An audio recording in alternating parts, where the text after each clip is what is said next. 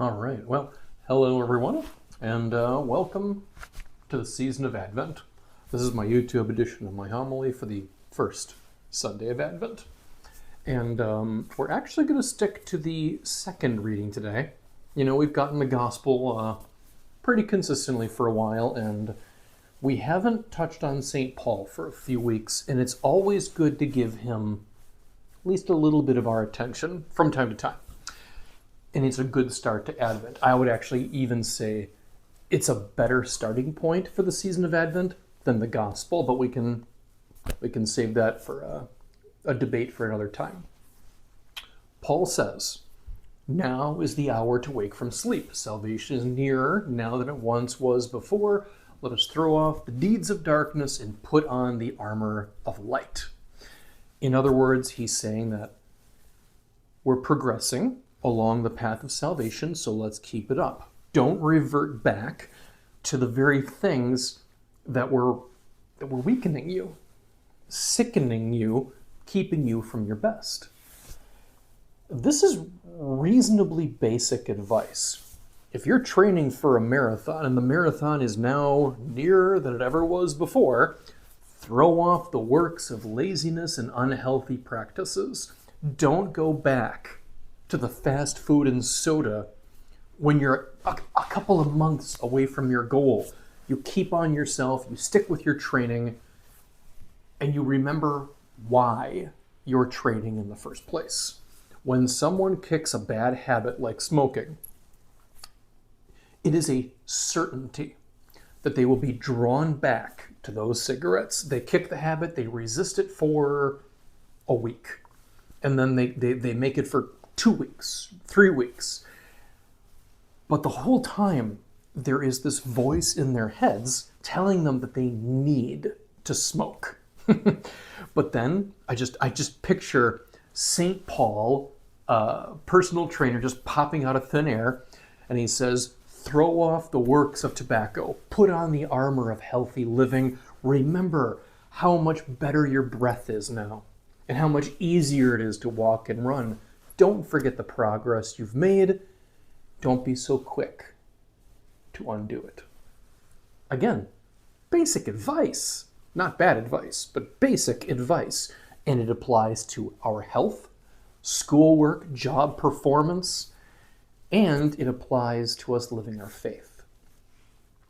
To do that, to live our faith in a healthy way, we need to cut out of our lives the sins that really bring us down. And these sins are about as hard for us to give up as it is for a lifelong smoker to give up those cigarettes. Paul lists parties and drunkenness, promiscuity, rivalry, jealousy. That is obviously not an exhaustive list. There are many things we should say no to. Drinking to excess, having fun without limit, not desiring collaboration or teamwork, but to triumph over a rival somehow. Yeah, I see why that's the top of St. Paul's list. These are the things that we do when we don't make any effort at controlling ourselves, when we give in to the things that feel good in the moment. And that is not a healthy morality. It doesn't lead to developing a noble character, excellence, or self-mastery. We all want pleasure. We all have our kinds of fun. No question there. And, you know, for the adults watching this video, we've all had a few nights where we went pretty heavy on the fun. You remember those nights, or maybe you don't. And while there's some shame in that behavior, there is no need to be mortified by it. That is what human beings do from time to time. But regardless of the times where we fall into excessive pleasures, all of us want to be good people. We want to possess character and excellence and self-mastery. When you have character, excellence, and self-mastery, people look up to you. They value your opinions and your advice. They know that you're reliable and that you act with integrity and compassion. Isn't that how we want to be seen in the eyes of others? Who wants to be seen as weak, unreliable, a lazy crybaby? When you throw off those works of darkness, you put on the armor of light in their place. Character, excellence, self-mastery, reliability, integrity, compassion. These are things that are fueled by faith, hope, and love. They are essentially byproducts of allowing yourself to be molded more and more into the image of Christ. And this is, of course, no doubt about it, a lifelong process. You are going to fall into excessive pleasures, like the ones St. Paul mentioned every so often. No one is born an ideal athlete, and no one's born a saint. But nevertheless, we still need to recognize unhealthy behaviors as things that serve to erode our armor of light.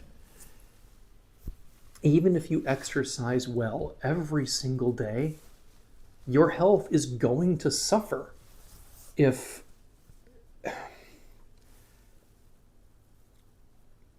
you eat too much junk food on a regular basis.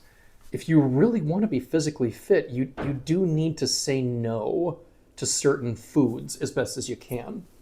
And in just such a way, if you want to be spiritually fit, you need to say no to certain behaviors as best as you can. And when a healthy person slips up and they eat 2,000 calories of comfort food, well, they put on their running shoes and they burn off the extra fat. And when a true disciple of Christ slips up and enjoys the temptations of the flesh, whatever that might mean, they get back into the confessional and they realign themselves with God. It's the same basic goal, being the best individuals we can be. So, devote yourself to that which makes you healthy and have the resolve to say no to the things that keep you unhealthy. Throw off the works of darkness, put on the armor of light in anticipation for Christ's nativity. 4 short weeks away. Happy Advent, everyone, and God bless.